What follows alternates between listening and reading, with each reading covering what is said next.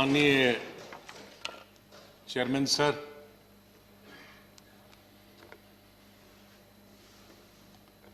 आपने,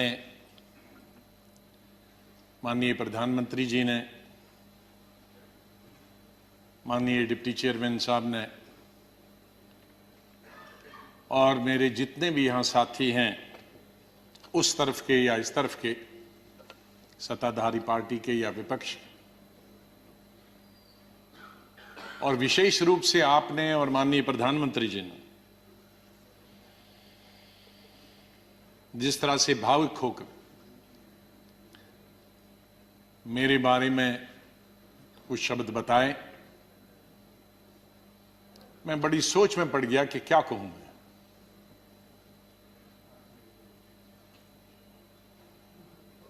मैं इन 41 वर्षों में जो मेरा लेजिस्लेटिव कैरियर रहा, 28 साल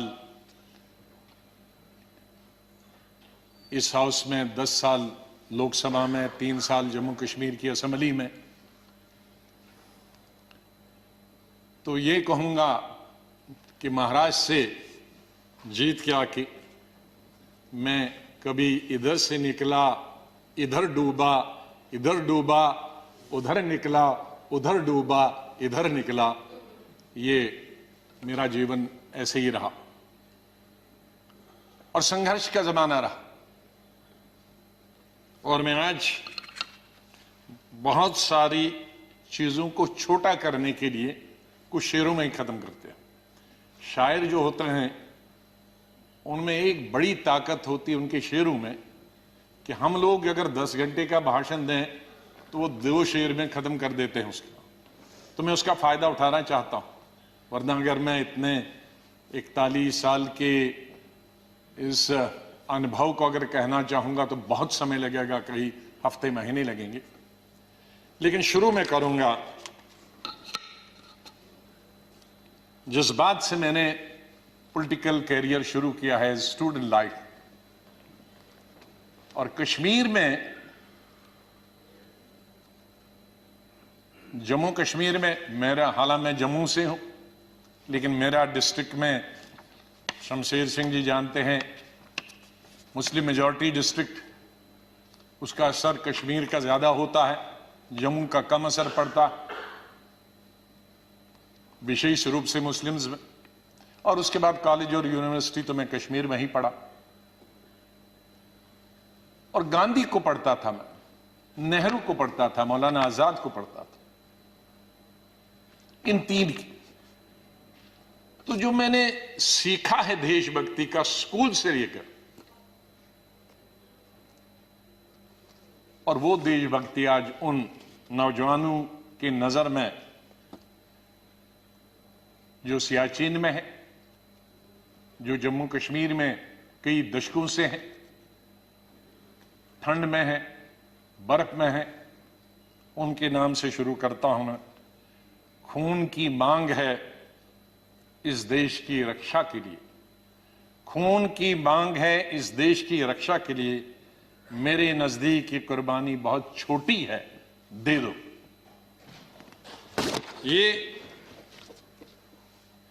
ये मेरे मन में बचपन से और स्कूल से ये बात रही। और जब मैं कश्मीर के सबसे बड़े college, SP college, Shri Pratap college में पढ़ता था, मुझे याद है वहां 14 अगस्त भी मनाया जाता था और 15 अगस्त भी मनाया जाता था हमारे कॉलेज में। और 14 अगस्त तो आप जानते हैं किसके लिए मनाया जाता, और मेजॉरिटी उनकी थी जो 14 अगस्त को मनाते, और बहुत कम माइनॉरिटी थी, दर्जन के अंदर, जिसमें मैं भी था और मेरे दोस्त थे जो 15 अगस्त में स्टाफ के और प्रिंसिपल के साथ रहते थे। और उसके बाद हम 1 हफ्ता कॉलेज नहीं जाते थे क्योंकि पिटाई होती। तो उस वक्त से निकलकर हम इस सोच के आए हैं जिस सोच में आज हम सब हैं। और मुझे खुशी है इस बात की कि इस सोच को बहुत सारे लोगों ने, और मैं बधाई देता हूं दूसरी पार्टीज को भी, वहां नेशनल कॉन्फ्रेंस हो, पीडीपी हो, बीजेपी तो शुरू से ही कौमी धारा की पॉलिटिक्स में थी, वो भी आहिस्ता आहिस्ता बड़े पैमाने पे आए और कश्मीर आगे बढ़ा। मेरी हमेशा ये सोच रही कि हम बड़े खुशकिस्मत हैं, जन्नत हिंदुस्तान ही। मैं तो आजादी के बाद पैदा हुआ, लेकिन आज गूगल के जरिए मैं पढ़ता हूं, देखता हूं, सुनता हूं, यूट्यूब के जरिए पढ़ता हूं। मैं उन खुशकिस्मत लोगों में हूं जो पाकिस्तान कभी नहीं गया, लेकिन जब मैं पढ़ता हूं कि वहां किस तरह के हालात हैं पाकिस्तान के अंदर, तो मुझे गौरव महसूस होता है, मुझे फख्र महसूस होता है कि हम हिंदुस्तानी मुसलमान हैं। और बल्कि अगर मैं आज कहूंगा विश्व में किसी मुसलमान को अगर गौरव होना चाहिए, वो हिंदुस्तान के मुसलमान को गौरव होना चाहिए। हमने इन पिछले 30-35 सालों से अफगानिस्तान से लेकर इराक से लेकर और कुछ सालों पहले से देखे कि किस तरह से मुस्लिम देश खत्म हो जा रहे हैं एक दूसरे के अंदर और एक दूसरे से लड़ाई करते हुए। वहां हिंदू तो नहीं है, वहां कोई क्रिश्चियन तो नहीं है, वहां दूसरा तो नहीं है जो लड़ाई कर रहा, आपस में लड़ाई कर रहे हैं। और जो कल्चर है, हमदर्द तो लोग पाकिस्तान के बहुत थे, सुनने में आया है, मैं कभी गया नहीं, लेकिन जो समाज में बुराइयां हैं, दूसरे मुल्क के बारे में नहीं कहना चाहिए, लेकिन हम गौरव से यह कह सकते हैं कि हमारे मुसलमानों में वो बुराइयां खुदा न करे कि कभी भी लाए। तो आज हम गौरव से ये कह सकते हैं। लेकिन यहां मेजॉरिटी कम्युनिटी को भी 2 कदम आगे बढ़ने की जरूरत है, तभी मेजॉरिटी कम्युनिटी 10 कदम आगे बढ़ी। मेरी हमेशा यह सोच रहेगी, पता नहीं शमशेर सिंह जी ने मेरी कश्मीर की चीफ मिनिस्टर बनने के बाद पहली पब्लिक मीटिंग के बारे में कभी सुना है कि नहीं। मैं जब सीएम बना तो पहली पब्लिक मीटिंग सीएम के तौर पे, आपको आश्चर्य होगा कहां ली होगी, वो मैंने सोपुर में ली, जहां के सोपुर में कोई कई दशकों से पब्लिक मीटिंग कोई कर नहीं सकता, आज भी नहीं कर सकता।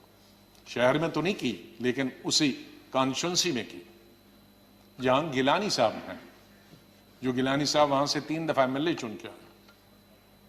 और उस पब्लिक मीटिंग में मैंने क्या कहा था कि मेरी सरकार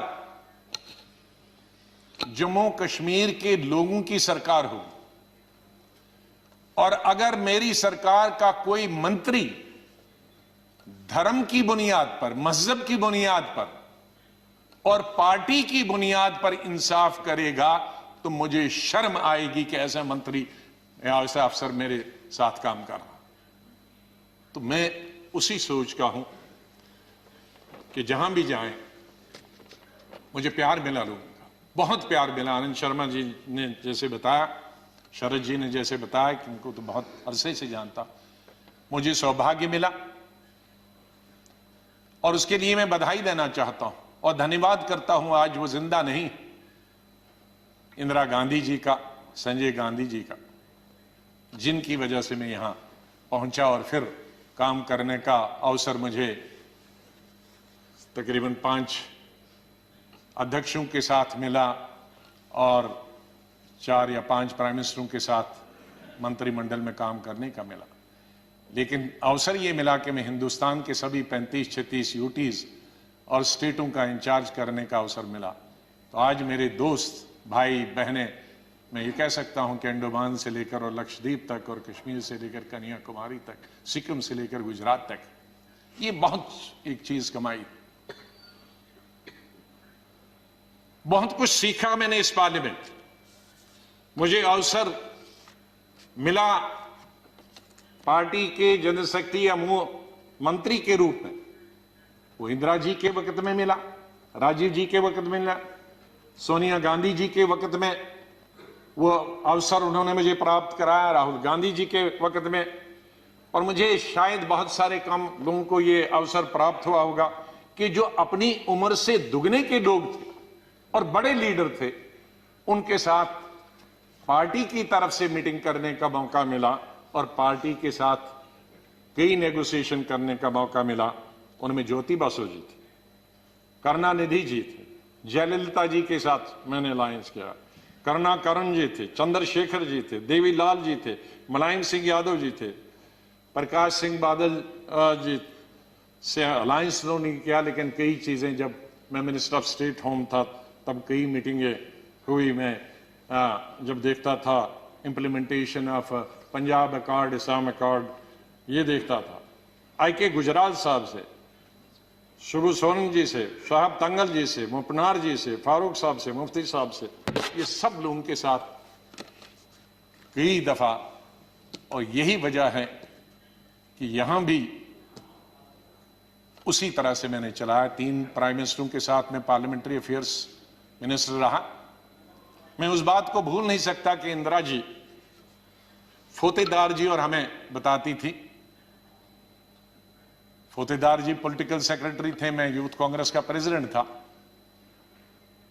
कहा जरा अटल जी से भी संपर्क में रहा करो। बीजेपी ने, उन्होंने कहा अटल जी से संपर्क में रहा करो। तो वो इस सोच की थी। बाद में राजीव जी जब प्राइम मिनिस्टर बने तो उन्होंने कहा भाई अब विपक्ष के जो लोग हैं उनके पास तो 2 एमएलए एमपी हैं, हमारा इतना बहुमत, उनको भी तो अपनी कॉन्स्टिट्यूंसी का काम करना होता होगा, उनसे भी जरा पूछा करो। जब पार्लियामेंट्री अफेयर्स में मिनिस्टर बना मैं उनके वक्त में राजीव गांधी जी, तो फिर एक दफा फिर याद दिलाया कि आप बहुत सारे काम अपनी पार्टी के कराते हो, विपक्ष के भी कुछ करते हो। मैंने कहा मैं बिल्कुल उनके भी पूछता हूं, जो जो बताते हैं, हर चीज आपको बताने की जरूरत नहीं, हम अपने लेवल पे करते हैं। और बाद में मैंने यही चीज माननीय अटल बिहारी वाजपेयी जी से सीखी। 5 साल 91 से 96 तक मैं पार्लियामेंट्री अफेयर्स मिनिस्टर रहा, और भी पोर्टफोलियोज थे मेरे पास। और अटल जी विपक्ष के नेता रहे, हमारे पास बहुमत नहीं था और अलायंस भी नहीं था, माइनॉरिटी गवर्नमेंट थी। और उस माइनॉरिटी गवर्नमेंट में अटल बिहारी जी वाजपेयी जी विपक्ष के नेता हो, यह हाउस चलाना कितना आसान मुश्किल हो सकता। लेकिन मैं कहूंगा कि सबसे आसान हाउस चलाना उन 5 साल में मुझे अटल जी की लीडरशिप हो, और उनसे सीखा मैंने कि किस तरह से हल निकाला जा सकता, विपक्ष की भी बात रहे और सरकार की भी बात रहे। मैंने अपने एलओपी के जमाने में यह कोशिश की कि हम यहां आए हैं, लोगों ने हमको चुना है कानून बनाने के लिए, लोगों ने हमें चुना है कई मसलों का समाधान निकालने के लिए, हल निकालने के लिए, उनकी मुश्किलात, उनके लिए रोजगार पैदा करना, एम्प्लॉयमेंट करना, डेवलपमेंट करना, विकास करना, सड़कें, नहरें, स्कूल, कॉलेज, अस्पताल बनाना, बिजली पैदावार करना। तो अगर हम हर वक्त ये आपस में ही लड़ते रहे, झगड़ते रहे और वो कानून पास नहीं होंगे तो लोगों का विश्वास हमसे उड़ जाएगा। इसलिए जब भी मैं अपने साथियों को भी समझाता था कि इसको मिक्स करो, एक आध दिन विरोध दिखाओ, एक आध दिन झगड़ा करो और बाकी दिन डिस्कशन करें। ये मैंने हमेशा प्रयास किया अपने। मैं धन्यवाद करता हूं हमारे उस तरफ के भी साथियों को जिन्होंने, और इस तरफ के सभी लीडरों को जिन्होंने उस प्रयास में पूरा अपना सहयोग दिया। मैं अपनी बात गृह मंत्री जी को स्टेटमेंट देना था, मैं उनका धन्यवाद करता हूं, और सबसे ज्यादा धन्यवाद मैं प्राइम मिनिस्टर का करता हूं कि आपने सबको सुना, आपने इतना समय 2 घंटे से ज्यादा यहां समय दिया। आप बहुत भावुक हुए, और सच है, हकीकत। अगर सच बताएं सर, मेरे माता पिता की जब डेथ हुई मेरे आंखों से आंसू निकले, लेकिन मैं चिल्ला के रो नहीं पाया। मैंने जिंदगी में सिर्फ चिल्ला के रोया। और जब रोता है इंसान तो वो कोई चिल्ला के रोने के लिए तो आपको आर्टिफिशियल होने की जरूरत नहीं। वो थी पहली संजय गांधी की मौत, इंदिरा गांधी की मौत, राजीव गांधी की मौत। अलग अलग जगह थी, क्योंकि तीनों मौतें अचानक हो गई थी। शायद अगर नेचुरल मौत होती तो वो चीख नहीं निकलती। और चौथी थी जब सुपर सुनामी आ गया था उड़ीसा में 99। मैं हॉस्पिटल गया अपने पिताजी को दिखाने के लिए, और उन्होंने कहा कि इनको गैलेपिंग कैंसर है। मुझे तब तक ये गैलेपिंग कैंसर का नहीं, कैंसर मालूम, गैलेपिंग। तो मैंने पूछा इसका क्या मतलब हुआ, कि ज्योग्राफिकल रेशो से बढ़ता है, 2 का 4, 4 का 8, 8 का 16, 16 का 64, जो बढ़ जाता है। और इसकी अपर लिमिट है 21 दिन। तो 21 दिन आप कहीं मत जाओ। दोपहर को मैं ये लेके आया और सुबह हमने प्रोग्राम बनाया कहीं जाने का, इनको घुमाएंगे। मिसेस गांधी का शाम को फोन आया कि वहां साइक्लोन है, कोई दूसरे जनरल सेक्रेटरी हैं वो जाना नहीं चाहते और तुम ही जा सकते हो। अब मैं उनको कहता कि मैं, अगर मेरे डॉक्टर ने ये कहा है तो कहेंगी बहाना कर रहा। तो मैं अपने पिताजी को छोड़कर, मैंने कहा 2 दिन में वापस आऊंगा। गुजरात के, ये उड़ीसा के लोगों के लिए एक नई बात कहता हूं, क्योंकि इसका लुल्लू, इसका गवाह था, वो इस दुनिया में नहीं रहा। हमारे कांग्रेस का यंग लीडर था, यूं बहुत हाउस होल्ड नेम है आज भी। उड़ीसा जब एयरपोर्ट पे पहुंचा तो 1000 आदमी था, लड़के। तो कहा सर पैदल चलना है, क्योंकि सारे पेड़ जो हैं, शहर पानी में है और सारे पेड़ सड़कों पर, तो ये 10-12 किलोमीटर पैदल चलना। चले हम। तो सबसे बड़ा काम क्या था पहला, और मिनिस्टर कोई नहीं, चीफ मिनिस्टर भाग गए थे, मिनिस्टर भाग गए थे, कोई एडमिनिस्ट्रेशन, कोई। दुकानें तोड़कर मैंने उनकी लिस्ट बनाई पुलिस की मदद से कि उनको पैसे देंगे। बाद हमने हथियार लिए जंगल काटने के, 3 रातें और 3 दिन। और अटल जी से जाते ही मैंने फोन पे संपर्क किया, अटल जी प्राइम मिनिस्टर, कि ये स्थिति है और हम सड़क तैयार करेंगे, तब आप आइए ताकि हम वहां समंदर तक पहुंच जाएं। 3 रात और 3 दिन हम तकरीबन 1000 लड़के यूथ कांग्रेस के मैंने लगाए काटने में और सड़क। फिर पीएम को फोन किया, फिर वो हेलीकॉप्टर से आए, फिर उनसे राशन मंगाया। फिर उसके बाद मैंने सोनिया गांधी जी को कहा। तो और वहां मैं रोया जब मैंने लाशें देखी, सैकड़ों लाशें तैर रही थी। जब हम समंदर के किनारे तक पहुंचे, वहां मैं चिल्ला के रोया। वो 4थी दफा था। और 5वीं दफा जिसका उल्लेख माननीय प्रधानमंत्री जी ने किया और वो भावुक हुए। मैं 2005 में जब चीफ मिनिस्टर बना नवंबर में, और मई में जब दरबार कश्मीर में खुला, तो मेरा स्वागत गुजरात के मेरे भाइयों और बहनों की कुर्बानी से हुआ।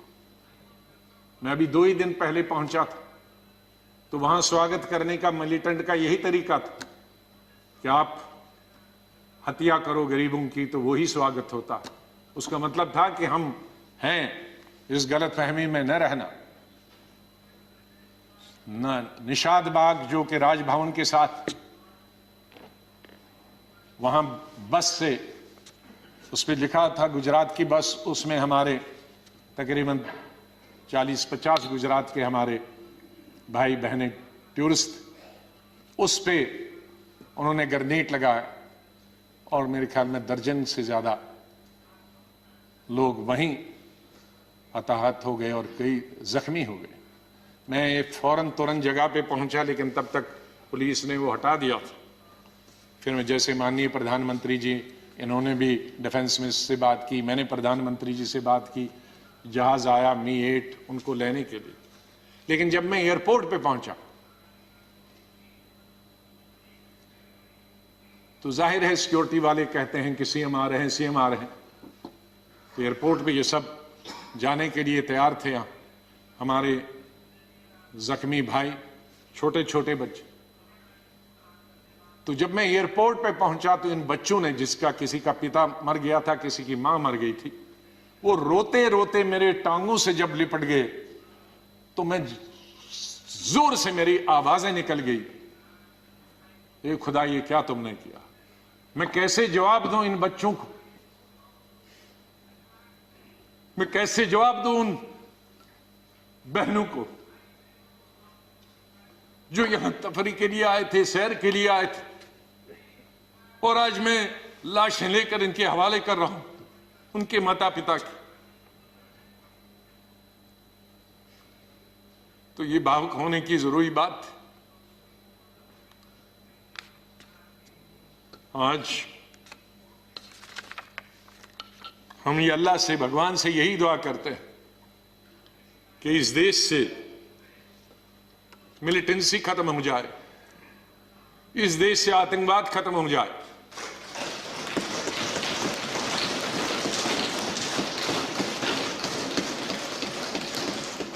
हजारों हमारे सिक्योरिटी फोर्सेस के, आर्मी के, पैरामिलिट्री फोर्सेस के, पुलिस के जवान मारे गए, सिविलियन कई क्रॉस फायरिंग में मारे गए, हजारों हमारी बेटियां और माएं आज बेवा, शायद उनका पति किसी का मिलिटेंट भी, कईयों के मिलिटेंट होंगे, कई क्रॉस फायरिंग। कश्मीर के हालात ठीक हो जाएं। मैं इससे पहले कि कुछ अशार बोलूं, पहले मैंने अपनी फौजियों के नाम बताया था, लेकिन ये शेर मैं बोलना चाहता हूं मेरे कश्मीरी पंडित भाइयों और बहनों के लिए।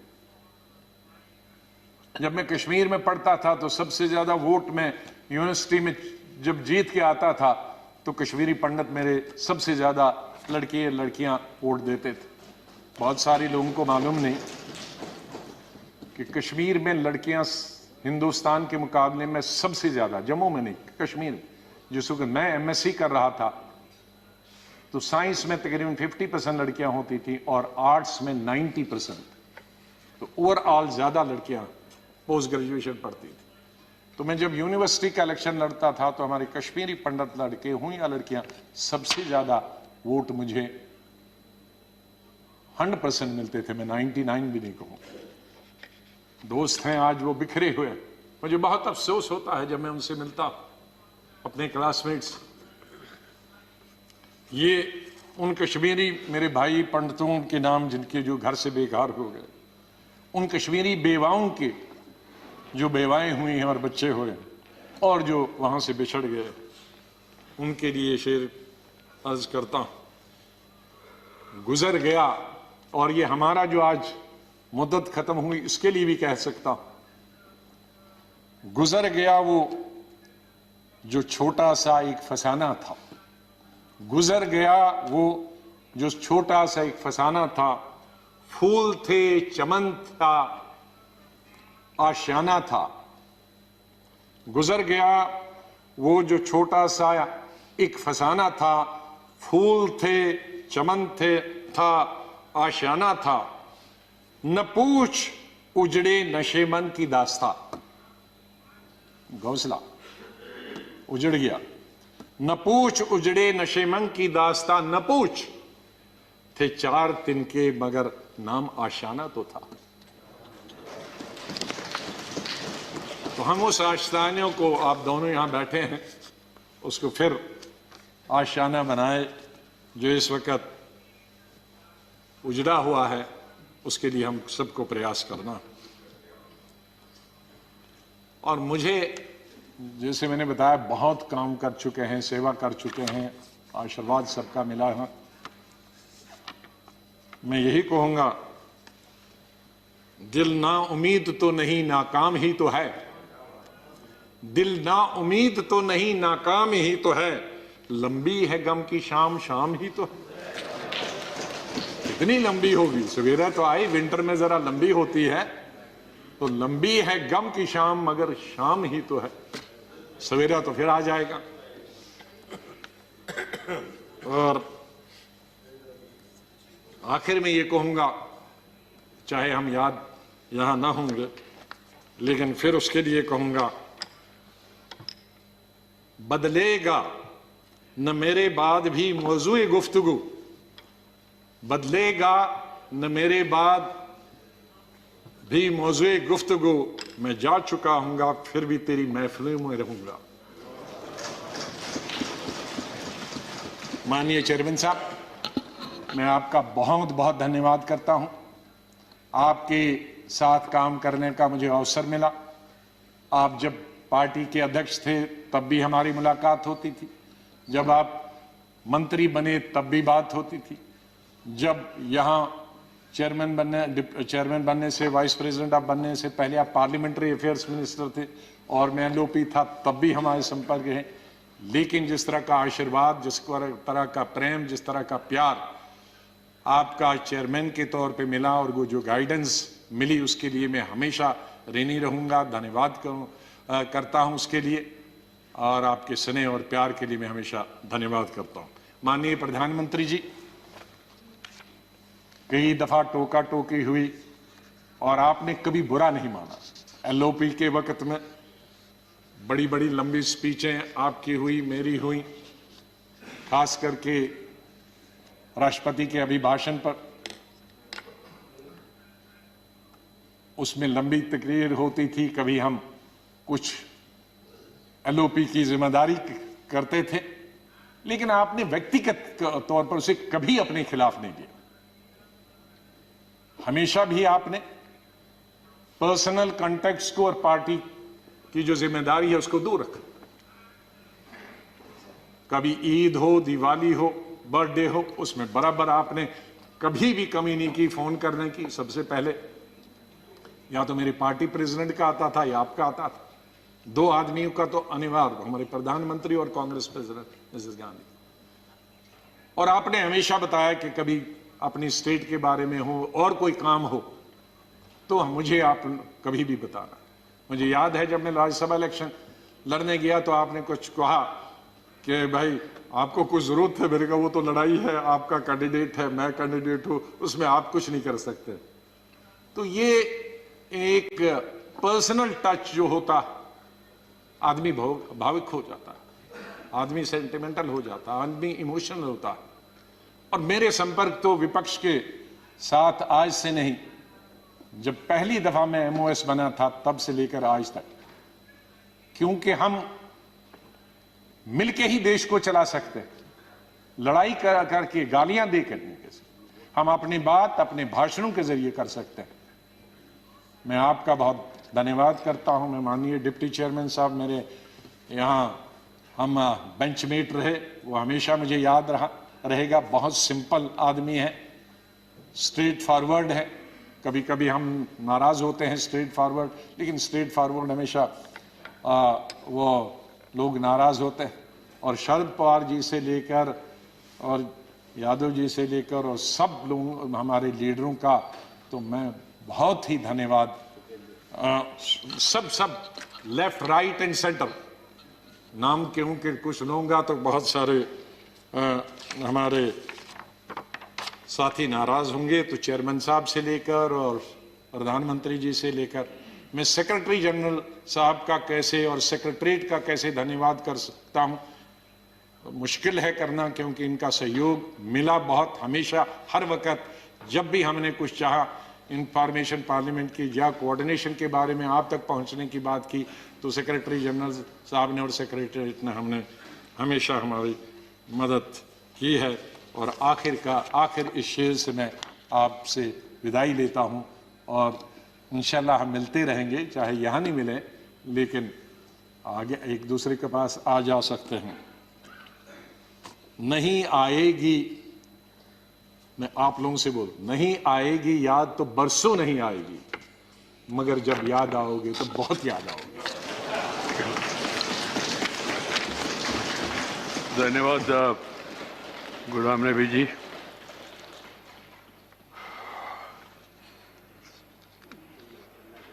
Friends, we have another important responsibility today, that is about statement by Minister Sri Amit Shah to make a statement regarding an avalanche in Chamoli district of Uttarakhand. Chamoli district of Uttarakhand.